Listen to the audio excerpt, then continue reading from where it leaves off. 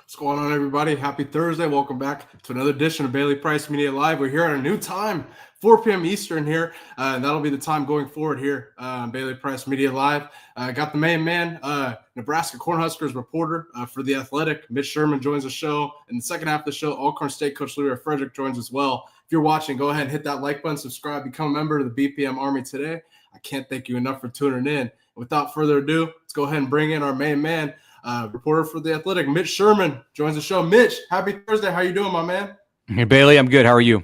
I'm doing well, man. I can't thank you enough for joining. Lots to discuss here, and I don't waste no further time. I want to get your biggest takeaways from Nebraska fall camp so far. Lots to discuss. I'm very eager and optimistic for Nebraska going into the season. Your biggest takeaways from fall camp so far? Yeah, Nebraska started camp a little earlier than many of the teams around the country because the Huskers have a Thursday night game, August 28th in Kansas City at Arrowhead Stadium against Cincinnati. So a good Big 10, Big 12 match to start the season in week one. So Nebraska started on Monday. Today was day 4 of preseason camp in Lincoln. My main takeaway probably is the amount of confidence that players and coaches have had in what we've heard. The media got a small portion of practice to observe on Monday, day 1. They're out there in helmets and essentially sweats, no shoulder pads. So it's difficult to have a lot of takeaways from what you see on the field. I mean, same thing as most teams, I would imagine, in the Big Ten and in the power conferences. They look like they're in good shape.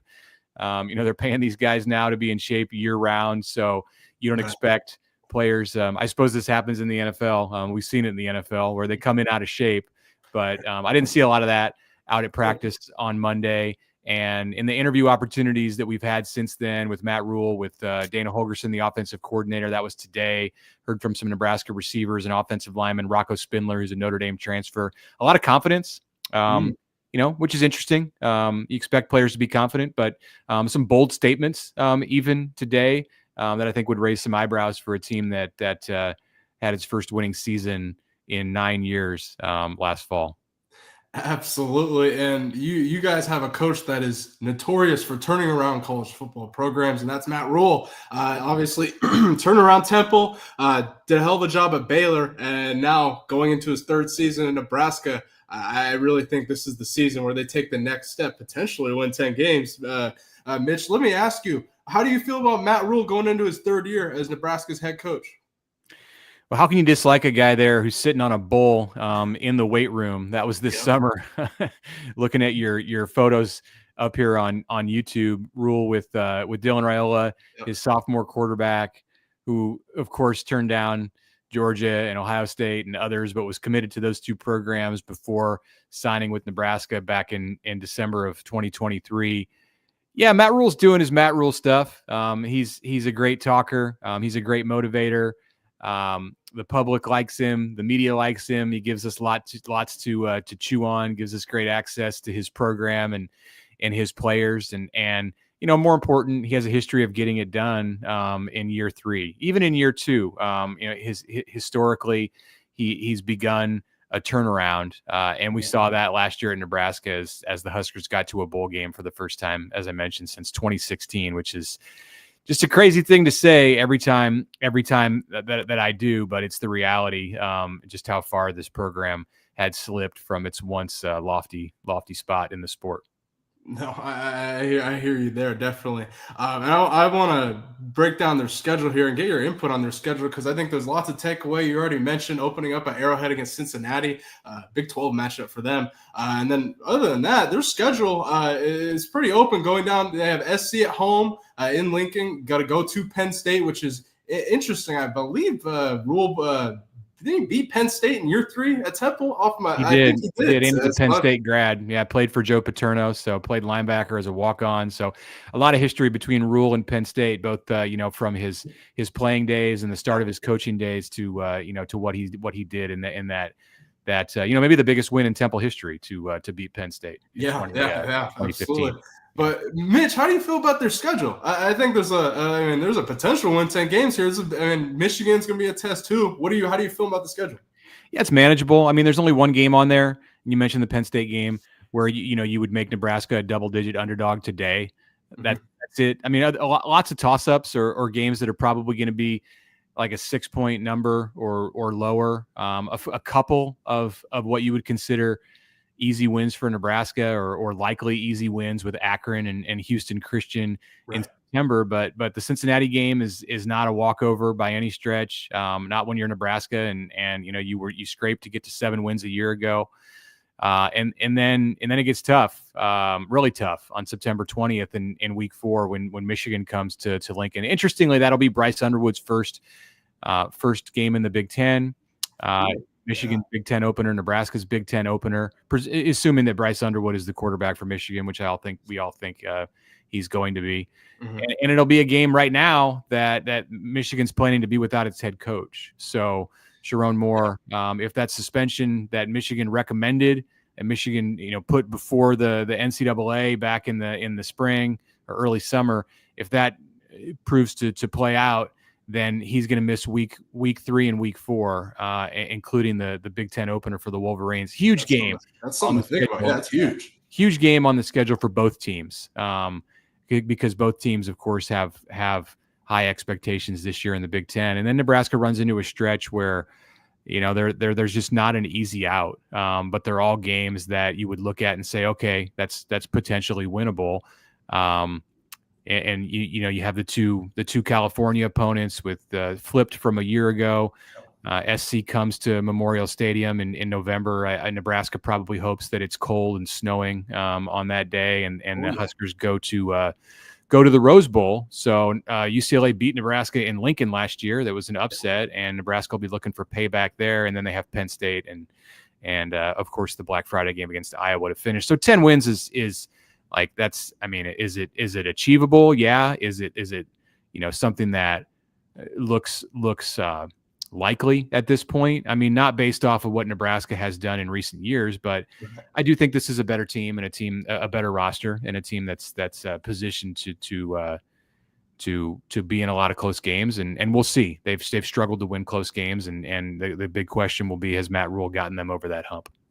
Right. Yeah, exactly. And I really think this is the year that they do that. I think one of the reasons that they will is obviously you brought up Dylan Raiola going into his second year, played as a true freshman last year for Rule. And I thought for what it was, a pretty good season as a true freshman. Had a hell of a win in week 2 against Colorado. And then, I thought it was a very feasible season as a true freshman. I expect him to take that second step going into his, sophomore season here. What are your expectations for Dylan Raiola and your thoughts on his potential in year 2? Yeah, the benefit for Raiola in having played a full season, 13 games, he set Nebraska's true freshman records for passing yardage and completion percentage. The big benefit for him going into year 2 is that he's been through some of the the ups and downs of a first year quarterback. You might say that like his sophomore slump came in the middle of the season. Nebraska's offense was sluggish in October and into November last year, and so much so that Matt Rule made a change at the coordinator spot. Unorthodox move and brought in Dana Hogerson. Great offensive mind, but Hogerson was out of coaching essentially. He was consulting for TCU.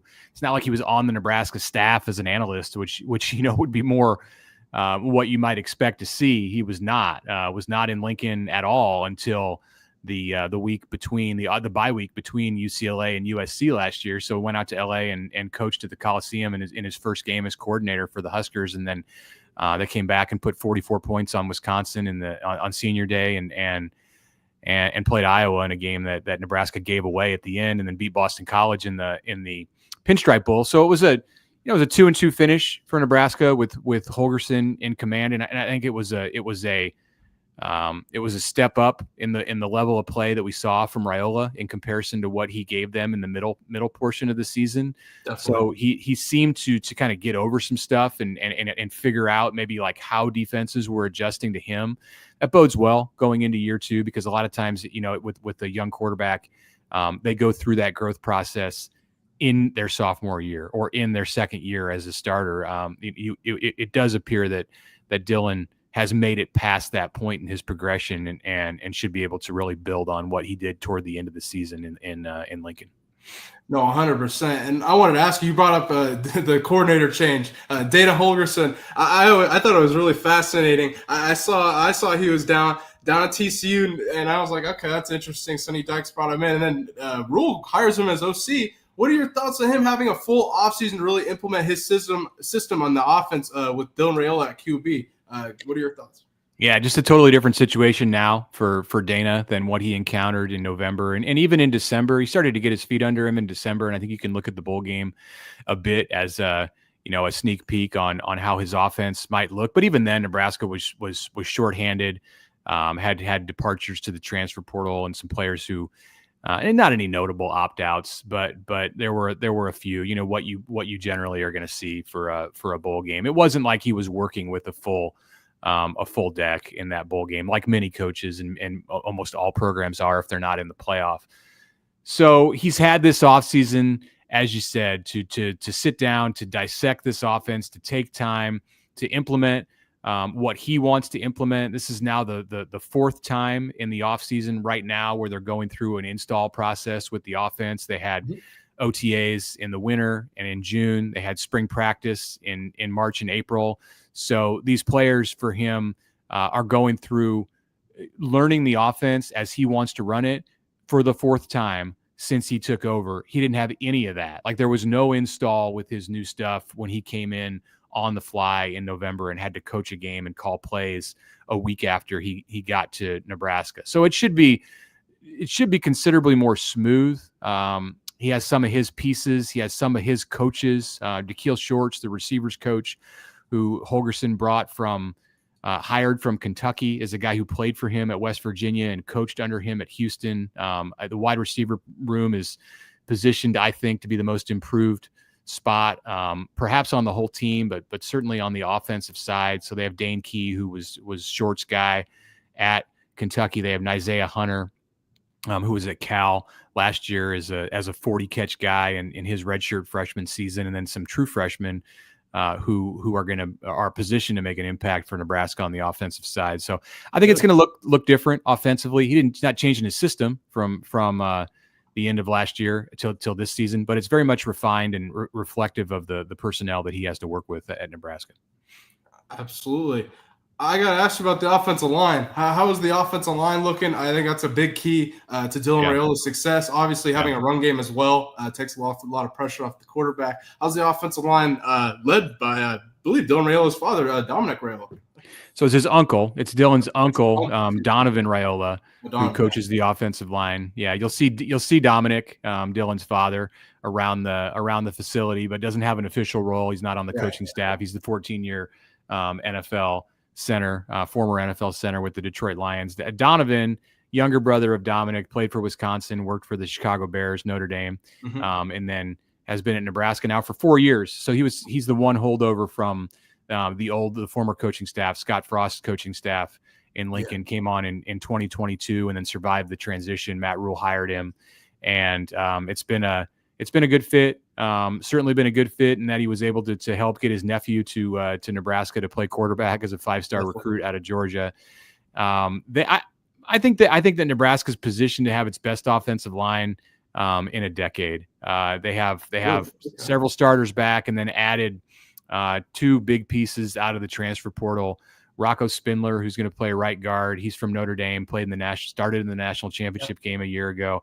And then Elijah Pritchett at Alabama was Alabama's starting right tackle last year.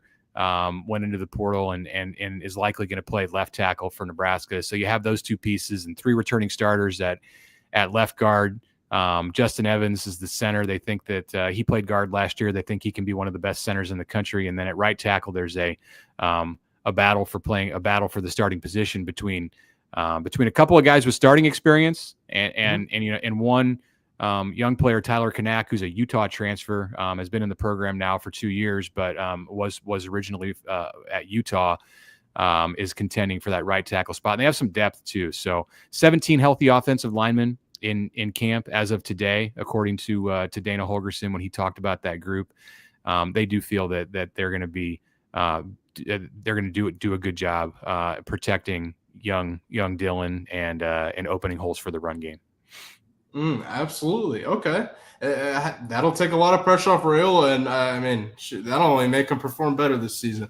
I'm going to ask you, going back to Scott Frost, this is something I discussed on my Colorado show, Matt McChesney. Scott Frost obviously came out and said that taking the Nebraska job was the wrong job, which I thought was really interesting considering he's very prominent, obviously, been there and done that, played there.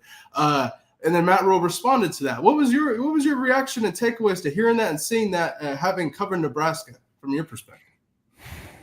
Yeah, it's 2 totally different situations. One, what Frost had to say at Big 12 Media Days. My take on it was that there wasn't a whole lot of accountability there on Scott Frost's part. A lot of what happened that went poorly, that went sideways during his time in Lincoln was a result of decisions that he made as the head coach. Matt Rule chose to take the high road there to stick up for his predecessor, to highlight the fact that Scott Frost was, and this is indisputable, a great player at Nebraska, a national championship quarterback, somebody that is always welcome back at Nebraska if he were to ever want to come back. Based on the Frost's icy reaction to some of the Nebraska conversation back in Texas this month. I don't know that we're going to see him back at Nebraska. Certainly not in the football facility anytime soon. But you never know how time can heal wounds down the road. Rule empathizes with him. I think Rule understands how difficult it would be to go run your alma mater. It's why he's not pining to be the Penn State coach someday.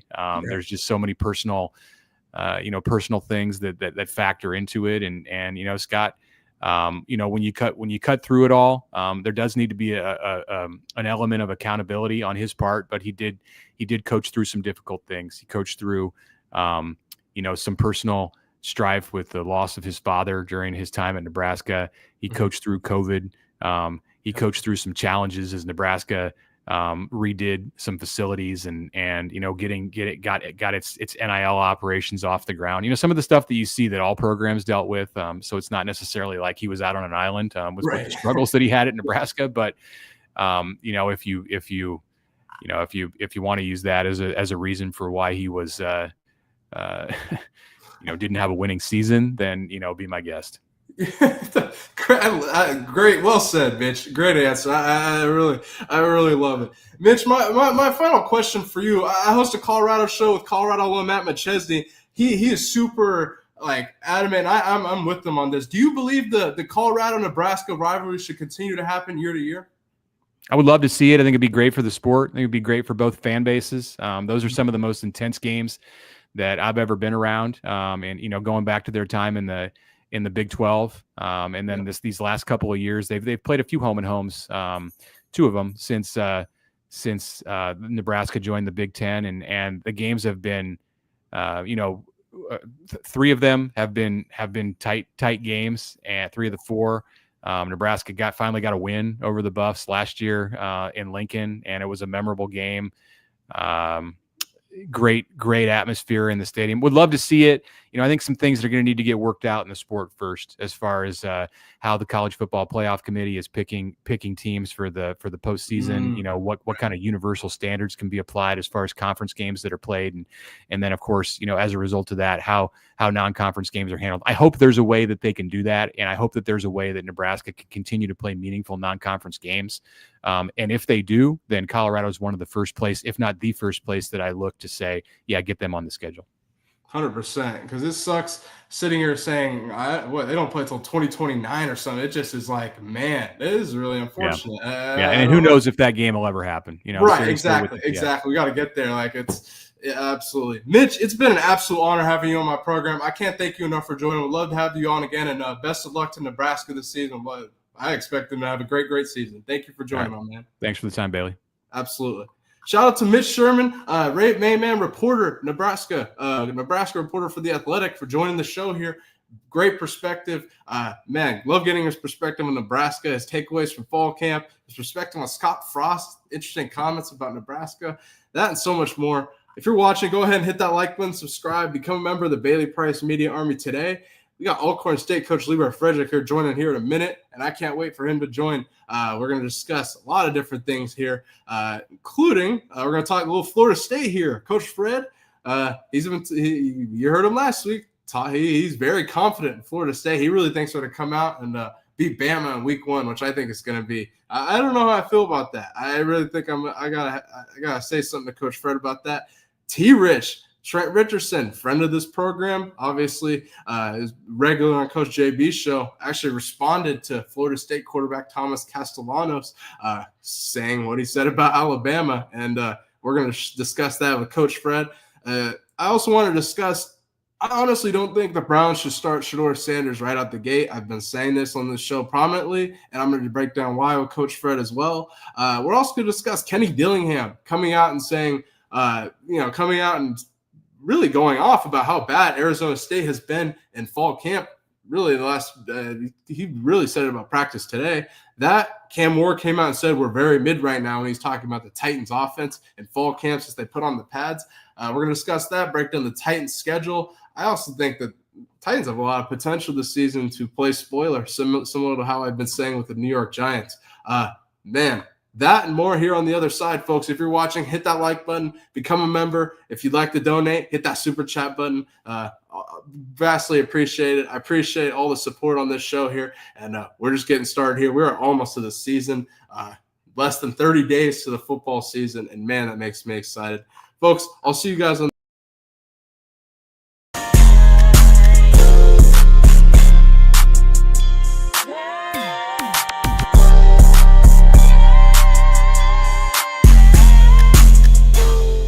Coach JJ McCarthy, IMG, I believe, correct? I did. And so what are your thoughts on his potential as the Vikings starting quarterback? Well, here's a part of the conversation that the average Joe won't acknowledge. Mm-hmm. It looked like JJ was beating Sam Darnold out before he got hurt in the preseason last year. All the momentum was that JJ's having a great camp. He had just had the really, really good preseason game. And the word on the street was he was going to be the opening day starter and Sam Darnold was going to be his backup. Right. Now, JJ gets hurt with a season-ending injury, so we'll never know in totality if that was true or not. But obviously what they've seen from JJ made them believe that we can't invest in Darnold even in a short-term window because of what we think about J.J. McCarthy. Mm-hmm. So you have to go by what the Vikings have done. If they didn't think J.J. McCarthy was ready, either health-wise, talent-wise, or preparedness-wise, then they would have given Sam Darnold the contract that Seattle gave him. Right. Yeah, that's a great point, Sean. And going into JJ as a player, What do you like about his game as a quarterback? What do you don't like? And how do you think he fits into the Vikings offense now that Sam Darnold's gone? And obviously they brought in 2 pieces in free agency, big offensive line signings, and going along with Christian Darrisaw and others on that offensive line. How do you feel about JJ fitting into that offense as well? I think he's Brock Purdy with a better arm. And here's what I mean by that. If Brock Purdy, knowing what we know now, was drafted in the first round, everybody would be like, San Francisco made a great pick. Right. He's proven to be their starting quarterback. They're about to pay him franchise quarterback money. He's not a top 5 guy, but hell, there's not a whole lot of top 5 guys walking the planet. JJ McCarthy, and I mean Brock Purdy because he's a football junkie. Brock Purdy's a football junkie. Their understanding of the game of football is elite. Brock Purdy's a much better athlete than people give him credit for. JJ McCarthy is a much better athlete than people realize. They're about the same size and stature, build. Only thing is the ball is more live coming off of JJ's arm than it is Brock. Where Brock has to throw with anticipation to get the ball down the field, JJ has a above average arm. Man, and Vikings fans have to be excited about that, hearing that. And that's something you mentioned in the beginning. Looked like JJ was beating out Sam Darnold. Now I got to ask you, Sam Darnold this season won 14 games in this Vikings offense. Now with them going in next season, arguably the best wide receiver duo in the NFL, hell of an offensive line. Defense, I think, is improving. Obviously brought in a couple defensive tackles, Jonathan Allen and others as well. The potential of the Vikings this season with J.J. McCarthy at the helm, are you confident going into this season? Do you think they'll end up signing Aaron Rodgers? There's a lot of talk of that. How do you feel about the situation going forward? I wouldn't sign Aaron Rodgers, but if they do, I understand it because you'll be signing Rodgers to a 1-year deal. Yeah, for sure.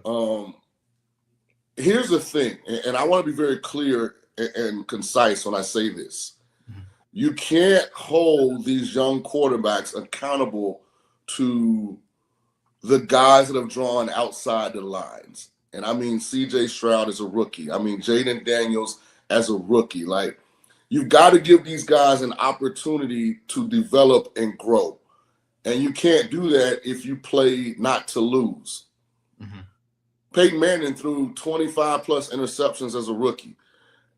What if Indy would have been a team that they thought could win a championship, and they'd have been like, we just can't wait on Peyton. We got to get a vet in here. It's not going to turn. We never would have seen the greatness of Peyton Manning. So, this is going to be JJ's first year as a starter if he ends up being a starter. He needs the grace that you should give a first-year starter in the league. He should show flashes of brilliance.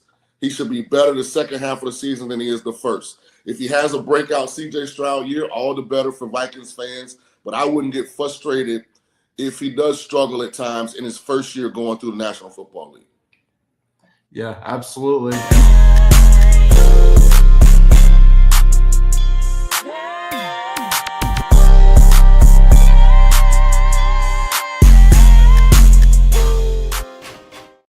What's going on, folks? And we're back. If you're watching, go ahead and hit that like button, subscribe, become a member of the Bailey Price Media Army today. We got Coach Fred joining the show here soon, and I joined Coach JB's show this morning. He obviously thinks J.J. McCarthy is horrible if you listen to the commercial. Going back on the commercial with Sean King, who coached J.J. McCarthy, is very confident in him and described him being Brock Purdy, a better Brock Purdy, so to speak.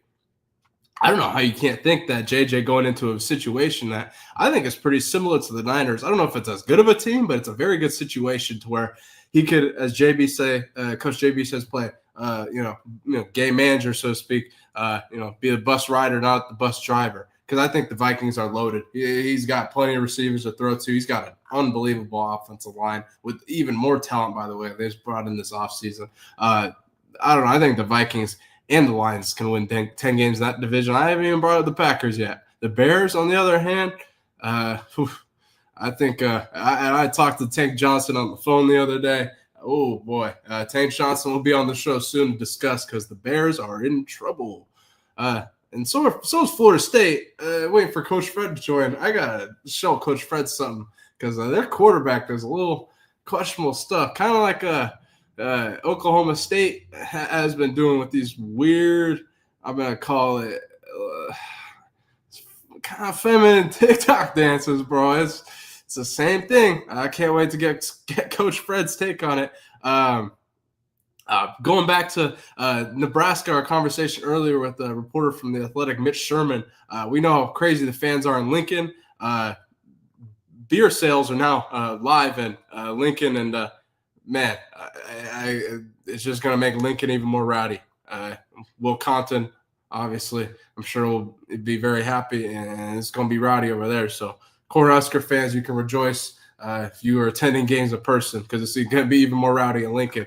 But, man, without further ado, we got a lot more to discuss here. If you're watching, hit that like button. Our special guest is here. Without further ado, let's go ahead and bring in our main man, Alcorn State coach and host of the Common Man podcast. Coach Leroy Frederick joins the show. Coach Fred, what up? How you doing? I'm good, B. What's happening? How you living? Man, I'm good, man. Real good. Thursday we here. We've got a lot to discuss. I hate to discuss this with you, Coach, but I know you're a Seminole. I know how passionate you are about the Florida State Seminoles, but what's going on with this, Coach? Take a look at this.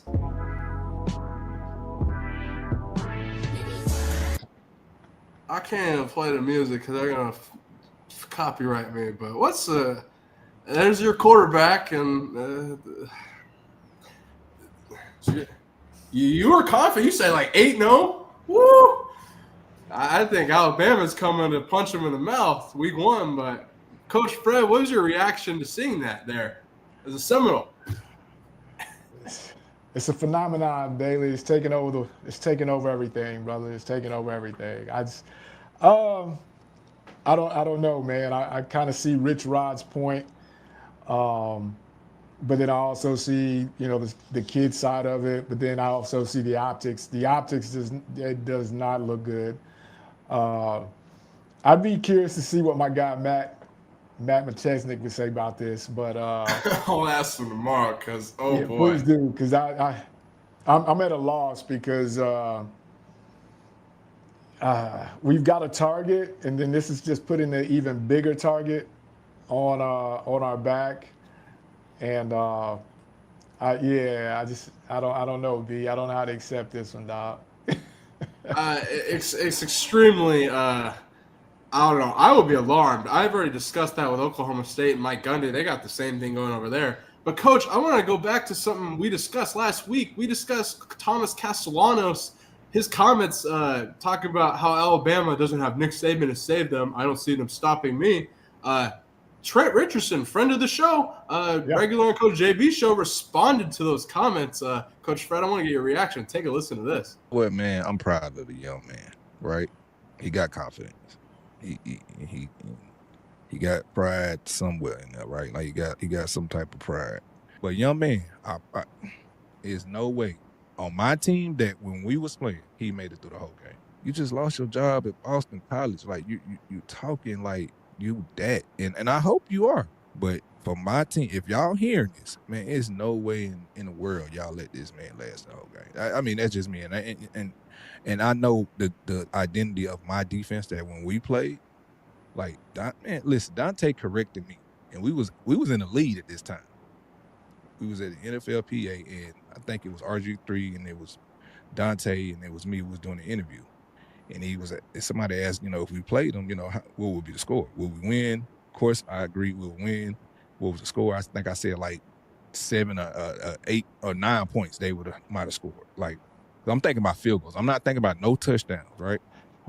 And Dante said, no, the hell they not on my defense. And we out the lead. I mean, we in the lead. You know what I'm saying? Like this. Exactly. Coach Fred, and shout out to T. Rich, hosting the Dynasty podcast, him, AJ McCarron doing that. Shout out to them. What was your reaction hearing that from T. Rich? A lot of comments there, Coach Fred. What was your reaction? That's the pride that they instilled in their program, man, when they had that amazing run going on. You could hear the pride in his voice about it, but then I think you could also go over to Seminole land and find some guys that were in the mix of that heyday when that program was thriving and would have the same feelings as T-Rich, you know what I mean? Wow. So it's all about tradition. It's all about program pride, man, and that's one of those things that those guys have, because they had an amazing run at Alabama, no doubt about it. And, you know, to hear that, I mean, it kind of gives you chills because, like, it still means something to them, you know. So kudos to the culture that they built. But, you know, again, those guys aren't playing. It's a different day. I don't think T. Rich and them would be doing the same TikTok things in that locker room that's been done today in other locker rooms. I just think it's kind of one of those things where it's totally shown the generations and the difference in the way guys attack the game from then to now. I don't know what to say to the TikTok dances. And mentally, it's just I can't get. I think it's insane. Maybe with my And granddaughter, they're my age, but like not it's on my crazy. own. Huh? Yeah, I said maybe with my granddaughter, but not. Well, yeah, that's not different. Like this is grown ass man doing anyway. Like that's insanity. I gotta ask you this, Coach, and this is an honest question. And you're a big FSU, big FSU fan. How do you feel about Thomas Castalon, his departure from Boston College, and then FSU bringing him in and starting it? And this is a quote tweet from Tom McManus, Boston College alum, and played in the league for the Jaguars a long time. This is his in response to Thomas's comments about playing Alabama. He said, "Haha, what a joke and a quitter. Better do yourselves a favor and make him a slot receiver." I'm curious, Coach, because part of me smells recipe for disaster with Florida State. Part of me is like, I saw a lot of good things from Castellanos during the season with Boston College. I mean, especially earlier in the year. I mean, shoot. So let me ask you, what are your thoughts on his departure from Boston College, getting benched, and he basically sat out kind of from what I understand, and transferring. What are your thoughts on his departure and then FSU taking him out? Is FSU in trouble with this? It depends on which kid they get. You know, the kid that started the year, he's a competitor. He has some talent. He has some skills. So it's not like, when I hear the Boston College fans and alum talk about the kid, that's the same kid that won games for them. You know what I mean? So I get the I don't want to say hate, but I get the negative talk because he left your program. I get that. Right. But the problem that I have or see for FSU is like if it's not total focus and locked in on trying to get the job done, and I know, Bailey, if your quarterback is not totally focused and locked in on what needs to be done, this thing could blow up really, really quick and bad. Yeah, and that's what I'm like. I don't know. We broke down their schedule last week. They're in kind of a tough spot, Coach Fred. You're more optimistic than I am. I think they have a big test in week 1 against Bama, and that's going to be, I think, a determinant a lot of how their season plays out is how they come out and open their season. But man, I just had to show you the TikTok dances because that's, to me, is insanity. Like I mean, people think people shrug it off, but I'm like, I don't know, Coach. I don't know. It's different. We're in camp, man. You ain't supposed to have all that energy to set up TikTok dances and do all that, man. That ain't supposed to be happening right now. You should be, on 2 wheels trying to get out of that parking lot to get to the room to lay down after workouts. And then if it's before workouts, you should be in there getting mentally ready to attack it. I don't know. I just, I'm in the air, baby. I'm in the air with that, man. Yeah, no, I 100% get it, Coach. I 100% get it. Let's move on. Let's go to the NFL here, and we'll go back to college here at the end. I have something to say.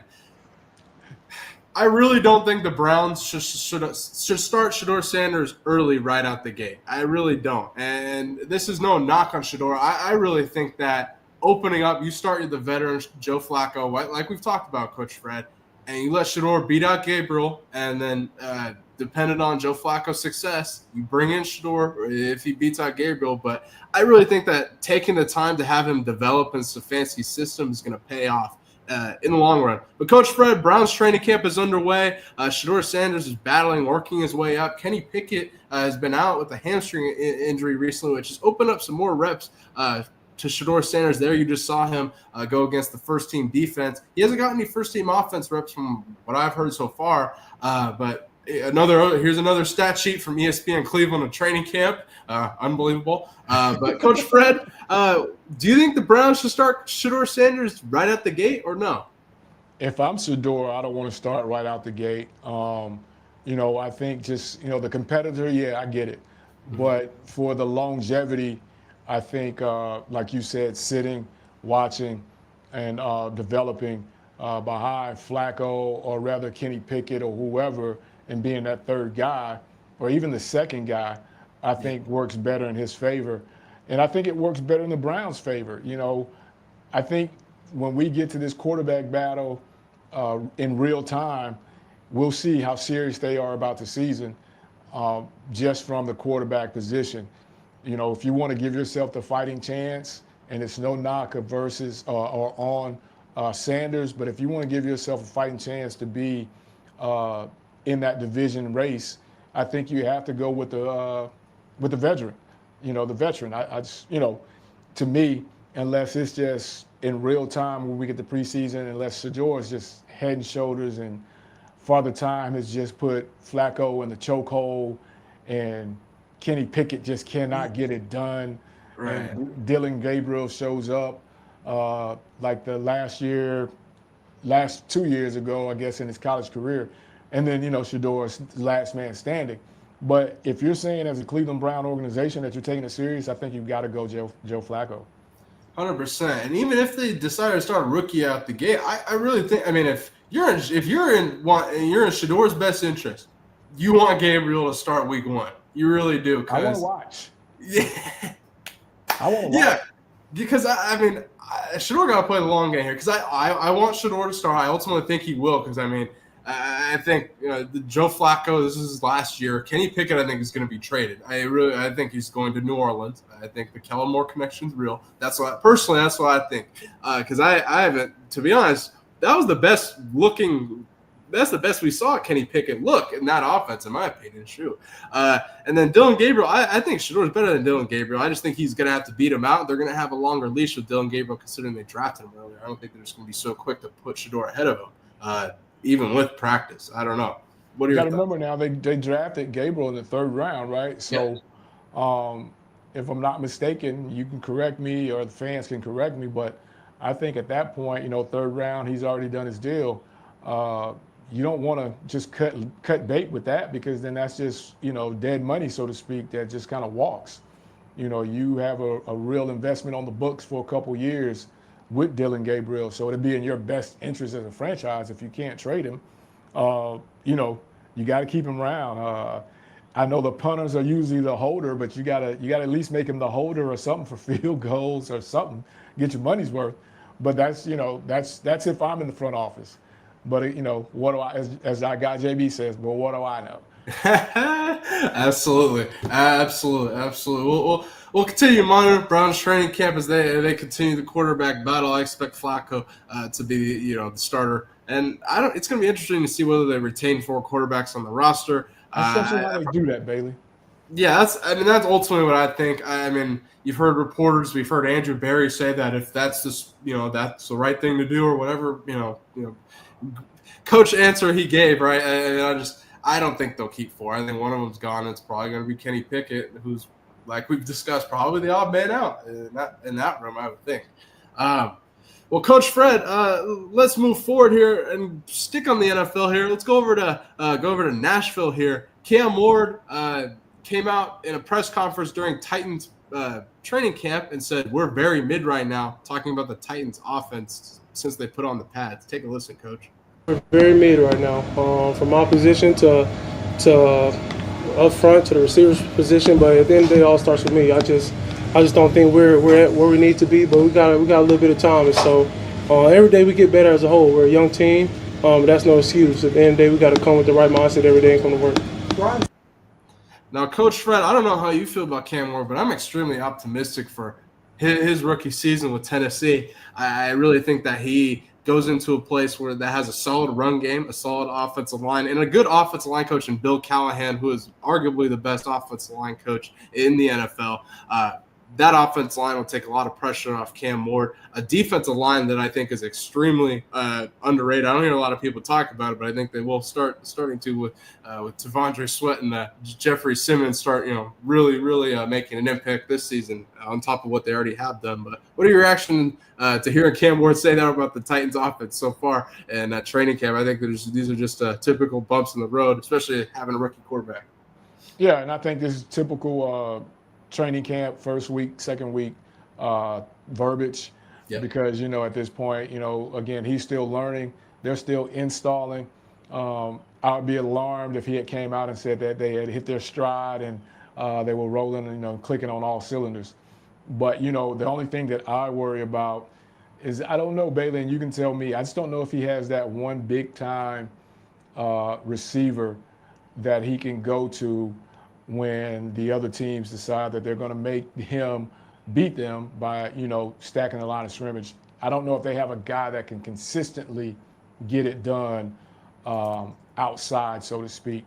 And that's the only thing that I kind of worry about with his situation, because when they start to try to take away that run, take away his legs in there against, within the offense, what is he going to be able to rely on? Who can he get the ball to? Who can he push the ball down the field, back those guys up to? So that's one of those things that'll be interesting to see.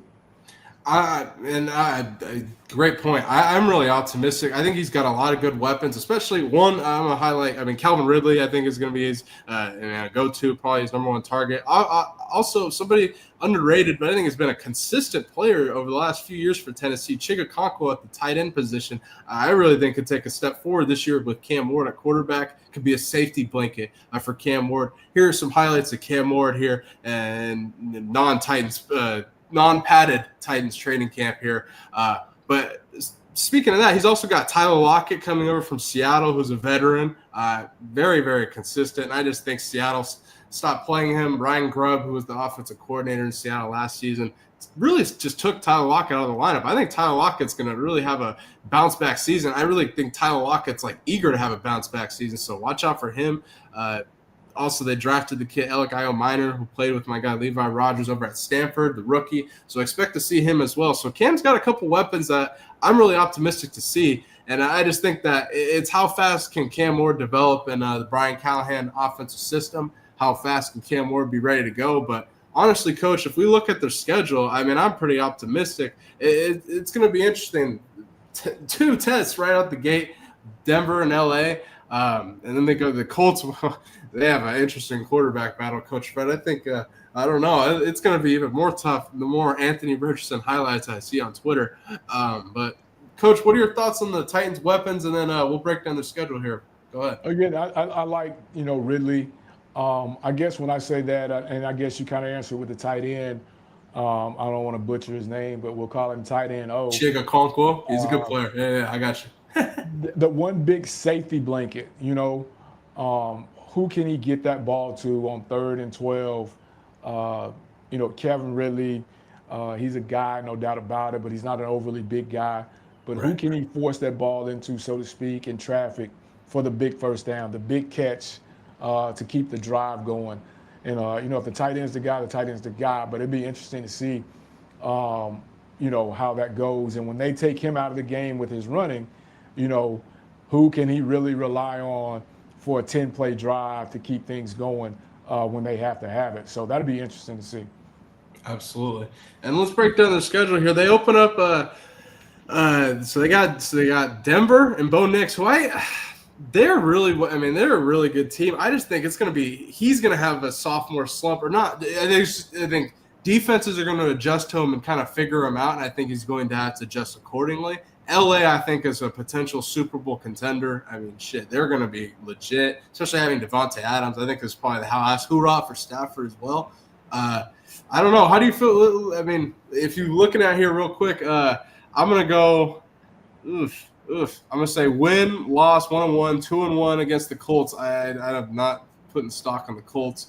2-2 against Houston. I think Houston, as well as a Super Bowl contender. I'm going to give them the win against Arizona. I'm going to give them a loss against Pete Carroll and the Raiders. I think they're going to be a thorn for teams this season. I'll give them the win. 4-3 against the Patriots, 5-3 against the Colts. I just think the Colts are going to be. You got two. I think the Colts are going to struggle this season. 5-4. I think they lose to the Chargers. 5-5 against Houston. Now, Coach, how do you feel about the Seahawks versus the Titans? I'll probably be at this game in Nashville here this season. Man, the Seahawks are a mystery to me, so to speak. They bring in a red-hot quarterback. Can he keep it going, and does he have enough to keep it going? Right. Defensively, I think they're going to always be tough. So I think the Seahawks, as you put it in the words, I think the Seahawks are a wild card and could be a thorn in some folks' side as well. The Seahawks kind of a toss-up to me. I think Tennessee, if they can break 1-2 games above 500, I think they're solid as can be as well. But they play on the tough side. So it's going to be interesting to see how they get to that first part of the season to set themselves up for that second part of the season run. And I think that's going to be the key if Cam can get them into a wild card situation late. Yeah, and I mean, people might call me biased or whatever, but I'm really optimistic. I also have discussed that the Titans, I don't know how you feel about the Titans last year, Coach, but I watched a team that I thought was pretty solid on both sides of the ball besides the quarterback position. No offense to Will Levis, but I watched the opening week against the Bears. The Titans are up 17-0, and dog, Will Levis is throwing pick sixes and shit. I'm like, dog, what the fuck? They lost the game. I really think Cam Ward, he can play game manager, so to speak, and not, be detriment. His play not be detrimental to the Titans. It could really be in their favor this season. Jacksonville, a division opponent here, they got to play them twice in I think a span of a month at the end of the year. Oof. How do you feel about the Jags, Coach? It's gonna be Trevor Lawrence, man. Can he get it done? Yeah, and he's got some weapons. Travis Hunter too. Shoot, they took Cam Ward over Travis Hunter. That's an interesting thing to look at. That's gonna be a lot of eyes are gonna be on that game, no matter the records of the teams, in my opinion. Cleveland, I think that's a win. Going back to Seattle, I'm gonna give them the win there. 6-5. Jacksonville 7-5. Call me Coach Fred when we were doing the Florida State schedule last week. You think they're going 8-0? Woo! If they go 8-0, Coach, I'll give you a lot of credit. A 7-5. Cleveland, I think they'll get the win, and then I don't know. So I think it's possible for them to contend for a wild card. I just think that Cam Moore coming into the team, a team that I think is more solid, especially on both sides of the ball, more than people give credit to, and having an offensive line like that takes a lot of pressure off a quarterback. So true. I don't know. Pretty optimistic, Coach. Coach, let's go to the Big 12 here. Kenny Dillingham came out after Arizona State practice today and basically went off about how poor Arizona State practice was. Take a listen.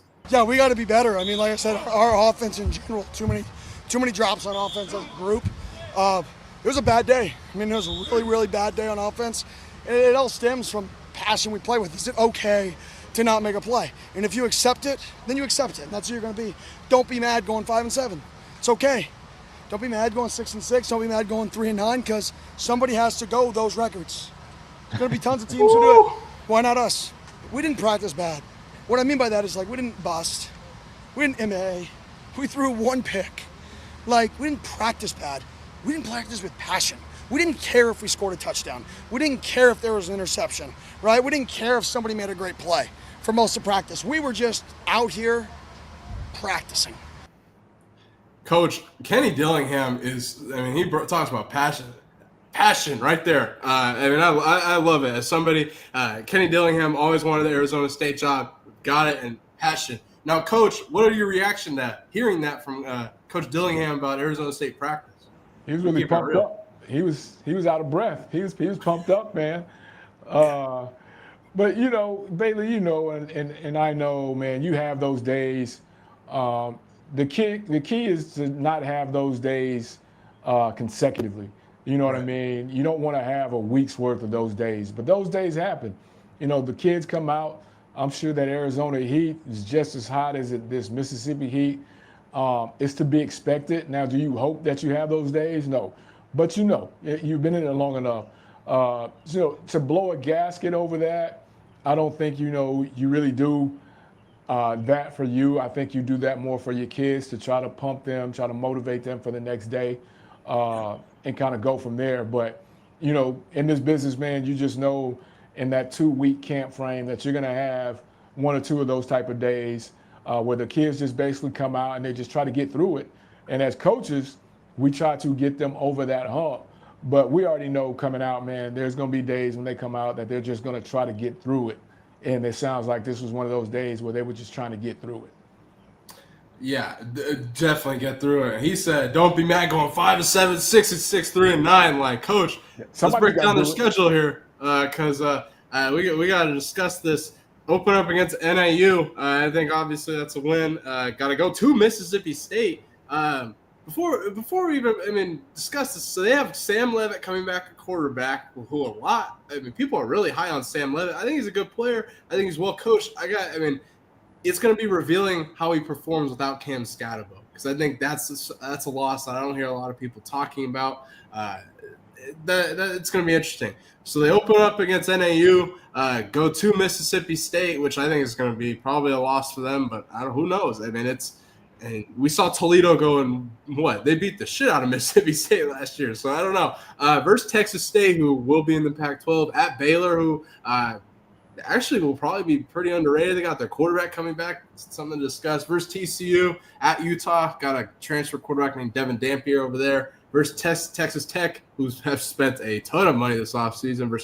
Versus Houston and Willie Fritz, at Iowa State, versus West Virginia, at Colorado in Boulder, and then closing the year out versus Arizona rivalry game. Coach Fred, what are your thoughts on the schedule for ASU? I think they're right there in the middle of the pack, nothing too daunting. But I think the one loss, like you said, that no one is really taking into account is that running game. And I think they lost a couple guys up front. You got to remember they were really good up front and they were really good in the backfield, which took a lot of pressure off of the quarterback, which gave you that play action game. So I don't know what the next running back is compared to Scatterbo, but that's something that's needs to be seen early and kind of go from there. And hopefully one of those records that he called out, they're not the one that has to go that. You know what I mean? As he said, somebody's got to do it. Hopefully it's not them. Yeah, absolutely. Like, if I'm looking at this, I'm looking at this and I'm like, a lot of people got Arizona State picked to, win the conference. Shoot. I think they lose to Mississippi State. I think that Texas Tech is going to be – I think Texas Tech is like my Big 12 favorite right now. If I had to go into the season, Texas Tech I think is going to really take the Big 12 by storm. And they haven't had a 10-win season since 2009, I think, was it? It's been a while. And then I think Colorado is going to be an interesting game. Say what you want. I think Colorado is going to be pretty fucking good. Coach Fred, what have I been saying? If Colorado runs the ball, they're going to be good. I just discussed this with Matt. Their offensive line is loaded, and if they don't run the ball, it's insanity. So I think they will, and that's going to be a tough game for them as well. It's going to be tough. I don't know if I would pick them to win the conference, Coach. That's my thoughts on their schedule. Yeah, it's going to be tough. They've got to get some help, I think, along the way, and West Virginia is somebody that nobody's really talking about. I know they lost a lot of people. Rich Rod, but I got to believe that Rich Rod is going to make them competitive, even though they had a boatload of kids leave in the transfer portal. So you got to believe that. And like you said, the Colorado situation, I guess we'll learn about that early. Yeah, situation, Matt. I just, prayers out to Coach Prime. Yeah. So if they're going to do it, they got to do it early, man. They can't slip up and hit cruise control because they've got some tricky things in the middle of that schedule. And I'm going to say the Mississippi State game is a swing game because State's down, but supposedly they've gotten better through the portal. So we'll see. So I think that's going to be a swing game. I think that game right there kind of tell us exactly where really both of those programs are. No, 100%. I've heard exactly what you just said. I think the portal, and I think it's a loss for Arizona State, especially going to Mississippi State. And that's my thoughts. And Baylor is a game to watch. I brought that up too. I had voice of the Baylor Bears, John Morris, on the show. Having Sawyer Robertson having a full offseason to develop in that system at Baylor, I think is going to pay dividends for him as their starting quarterback. That's a game to watch going to Baylor for ASU as well, Coach. Interesting. Coach, I can't thank you enough for joining here. You got a guest for Command Podcast next week? Yeah, we're gonna we'll have another coach on, Teddy Keaton from Clark Atlanta University, HBCU D2 program there in Atlanta that plays in the SIAC. He'll be on, and we'll have Dr. Brookhart hopefully again to open the show. So again, even though everybody's in camp, man, we're still trying to give the viewers updates on camp and get you behind the scenes. Let you know what's going on, man. Absolutely. Hey, and that's what it's about. Go check out Coach Fred over at the Common Man Podcast. He does a hell of a job over there. Also, Coach, I wanted to announce, you and I got a thing going here on Bailey Price Media Live during the season. We're going to be doing college football review. We had that last year here on Bailey Price Media Live. We do it every year here, and we're going to bring Coach Fred and I are going to react to all college football, NFL as well. It's going to get wild. We know how crazy the college football season is going to be, so we're going to react here. Can't thank Coach Fred enough for joining. Yeah, I can't wait, Coach. Carolina football. Oh, yeah. Coach, I can't wait. I can't thank you enough for joining as a weekly guest. So stay tuned, starting August 11th, college football review with main man Coach Leroy Frederick. I can't thank you enough, Coach. Man, I can't wait for it. And, Coach, we're less than 30 days to college football season. I can't wait, Coach. I'm really excited. Really excited, man. I think we got some preseason action tonight. Hall of Fame.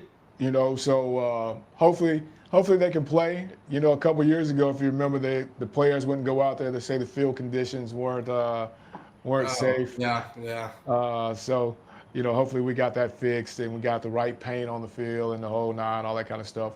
We'll be able to go from there. But yeah, it's come tomorrow, man. We are basically 27 days away from our opening kickoff. So, bro, it's slowly but surely coming.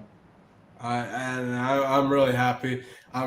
We're finally here, Coach. Speaking of the Hall of Fame game tonight, Trey Lance is starting for the Chargers, and I believe Hendon Hooker, Tennessee Volunteer alum, is starting for the Lions. So finally get to see some action from Hendon Hooker, obviously recovering from the ACL injury he sustained Tennessee really, really late in the year. But Hendon Hooker is a hell of a player, I will say. Getting him to watch out, he is a dude. We get him to watch out here in Knoxville. I really can't wait to see him for the Lions. So interesting. Tune in the Hall of Fame game tonight. Coach, I can't thank you enough for joining. Go check out Coach Fred on the Common Man Podcast, and we'll see Coach Fred soon here on College Football Review here on Bailey Price Media Live at 4 p.m. Eastern. Coach, can't thank you enough for joining, man. Thank you, B. Absolutely. Shout out to Alcorn State Coach Leroy Frederick for joining the show. Man, I love having Coach Fred on every week, and can't wait to have him on weekly for College Football Review here Mondays, 4 p.m. Eastern on Bailey Price Media Live. Man, if you're watching, go ahead and hit that like button, subscribe, and become a member of the Bailey Price Media Army today. I can't thank you guys all enough for tuning in. Mike Bundy, Robert Kelly, Patrick, every one of you guys for tuning in. I can't thank you enough. I appreciate you guys. And, man, we're less than 30 days away from football. Hell yeah. That's all I got to say. I'll see you guys next week on Bailey Price Media Live. Going forward, by the way, I will note, 4 p.m. Eastern, that's our new time here on Bailey Price Media Live. So tune in, set your alarms, set notifications, 4 p.m. Eastern. 1 p.m. Pacific going forward here on Bailey Price Media Live. I'll see you next week, folks. Peace.